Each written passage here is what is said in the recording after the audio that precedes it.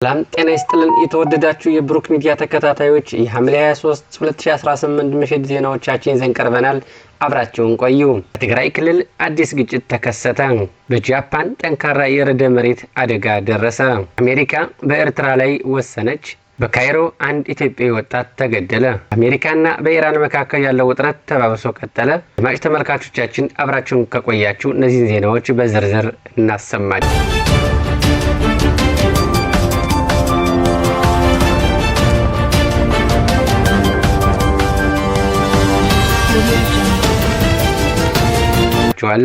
በትግራይ ክልል አዲስ ግጭት ተከሰተ።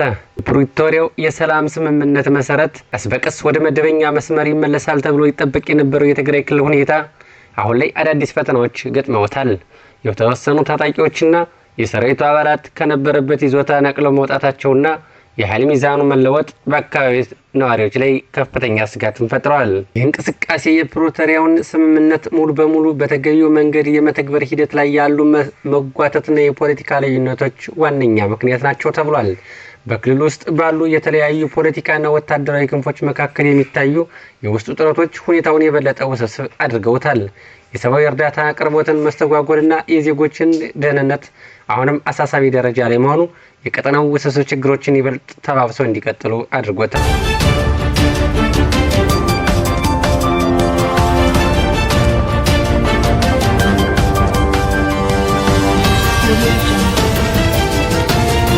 በጃፓን ጠንካራ የርዕደ መሬት አደጋ ደረሰ።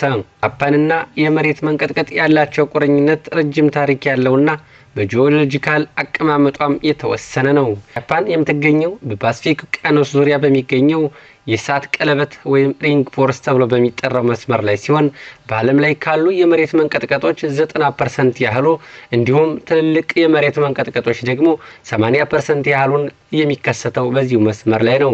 ጃፓን በታሪኳ ብዙ ጊዜ የመሬት መንቀጥቀጦችን አስተናግዳለች። በ1703 በቶኪዮና አካባቢዋ ከፍተኛ ውድመት ያደረሰ ሲሆን ከ20 ሺህ በላይ ሰዎችም አልፈዋል። በ1907 በጃፓን ታሪክ ሁለተኛው ትልቅ መንቀጥቀጥ ሲሆን ከ5000 በላይ ሰዎችንም ገሏል።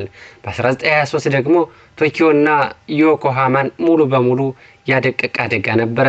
ከ140 ሺህ ሰዎች በላይንም አልቀውበታል።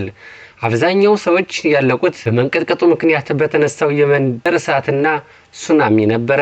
ከተማ ላይ ደርሶ ከ6000 በላይ የሚሆኑ ሰዎችንም ገሏል።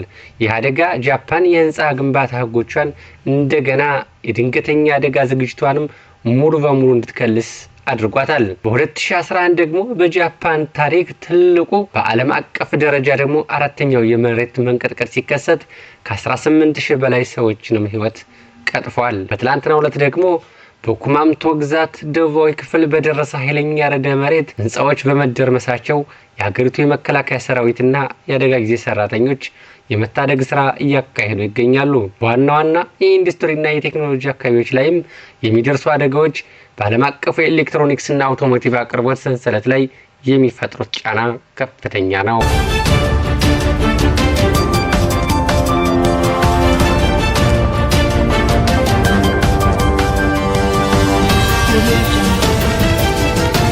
አሜሪካ በኤርትራ ላይ ወሰነች። የአሜሪካ የውጭ ጉዳይ መስሪያ ቤትና የገንዘብ ሚኒስቴር በኤርትራ መንግስትና በከፍተኛ ወታደራዊ አዛዦች ላይ ያተኮረ አዲስ የዲፕሎማሲ ጫናዎችና የማዕቀብ ውሳኔዎችንም ይፋ አድርጓል። ውሳኔው በተለይ ከቀይ ባህር ደህንነትና ከአፍሪካ ቀንድ አካባቢ ያለመረጋጋት ጋር የተያያዘ ነው። ይህ አዲስ ውሳኔ በምስራቅ አፍሪካ ጂኦፖለቲካ ላይ ትልቅ ሞገድ እየፈጠረ ይገኛል። ዋሽንግተን ይህን እርምጃ ለመውሰድ የተገደደችበት ዋነኛ ምክንያት አስመራ በቀይ ባህርና በአካባቢው ሀገራት የውስጥ ጉዳይ የምታደርገው ጣልቃ ገብነት የቀጠናውን ጸጥታ ያናጋል በሚል እምነት ነው።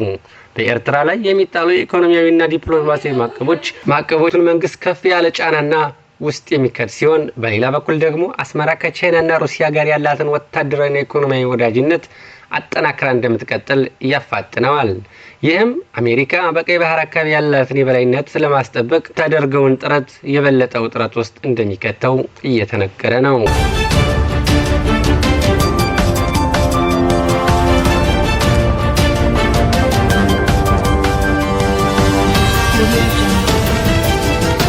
በካይሮ አንድ ኢትዮጵያዊ ወጣት ተገደለ። ግብጽ ዋና ከተማ ካይሮ በአንድ የኢትዮጵያዊ ስደተኛ ኗር ላይ የተፈጸመው አሰቃቂ ግድያ አደጋ በዲያስፖራው ማህበረሰብና በህዝብ ዘንድ ከፍተኛ ቁጣና ሐዘንን ጭሯል። ድርጊቱን ተከትሎ ዲፕሎማሲያዊ አካላትና የኤምባሲው ምላሽን ትኩረት ስቧል። ይህ አሳዛኝ ክስተትና የኢትዮጵያ ወጣት ህይወት ማለፍ በውጭ ሀገራት የሚኖሩ ዜጎቻችንን ደህንነት ጉዳይ አሳሳቢ ሆኗል። በግብጽና በኢትዮጵያ መካከል ያለው የፖለቲካ ውጥረት ባለበት ሁኔታ ይህን አይነት አጋጣሚዎች መከሰታቸው በዜጎች ላይ የሚደርሰውን እንግልትና አደጋ ያበዛዋል። ጉዳዩ ደግሞ አሁን ላይ በህግ አስከባሪ አካላት እጅግ የሚገኝ ሲሆን የኢትዮጵያ ኤምባሲና ዲፕሎማቶችም የጉዳዩን ሂደት በጥብቅ እየተከታተሉት ይገኛሉ። ይህ ክስተት መንግስት በስደተኞችና በውጭ ሀገር የሚኖሩ ዜጎች መብትና ደህንነት ማስከበር ላይ አሁንም ጠንካራ የዲፕሎማሲያዊ ስራ መስራት እንዳለበት ያመለክታል።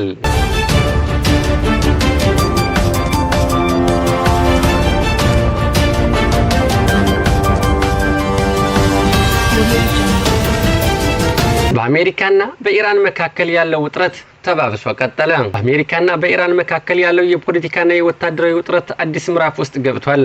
በሶሪያ፣ በኢራን፣ በየመንና በቀይ ባህር ቀጠና የሚንቀሳቀሱ የሁለቱ ሀገራት ኃይሎችና ሚሊሾች የሚያደርጉት ጥቃት እና ድብደባ እየጨመረ መምጣቱን ተከትሏል። በቀጠናውም ሰፊና አደገኛ የጦር አውድምነት የመቀየር ሂደትም ደቅኖበታል። በአሜሪካና በኢራን መካከል ያለው ፍጥጫ ከቀጥታ ወታደራዊ ግጭት ይልቅ በውክልና ጦርነቶችና በአዳዲስ የጦር ግንባሮች እየተስፋፋ ይገኛል። ኢራን የሚደገፉት የሁቲ አማጽያን በንግድ መርከቦችና በምዕራባውያን የጦር መርከቦች ላይ የሚያደርሱት የሮኬትና የድሮን ጥቃት አሜሪካና አጋሮቿ ጠንካራ የአየር ድብደባ እንዲሰነዝሩ አስገብሯቸዋል። ይህም የቀይ ባህርን የንግድ መስመር ከማዘናጋቱም በላይ ለአፍሪካ ቀንድ ሀገራት ትልቅ የኢኮኖሚና የጸጥታ ስጋትም ሆኗል። በኢራን የሚደገፉ ሚሊሾች በእነዚያ ቤዞች ላይ የሚያደርጉት ተደጋጋሚ ጥቃት ዋሽንግተን በሶሪያና በኢራቅ ባሉ የኢራን ወታደራዊ ይዞታዎች ላይ ከፍተኛ የአየር ድብደባ እንድታካሄድ አስገድዷታል። በቀጥታ የጦር መሳሪያ ድብደባ ጎን ለጎን ሁለቱም ሀገራት በስትራቴጂካዊ መሰረተ ልማቶች፣ ስለላ መረቦችና በባህር ኃይሎቻቸው ላይም የሳይበር ጥቃቶችን በመሰንዘር ላይ ናቸው። ይህ አዲስ የጦር ግንባሮች መስፋፋት መካከለኛው ምስራቅ ሰላም ማናጋቱ ብቻ ሳይሆን ቀይ ባህር ቅርበት አንጻር ለኢትዮጵያና ለጎረቤት ሀገራት የጂኦፖለቲካዊ ነዳጅ ዋጋ ንረትና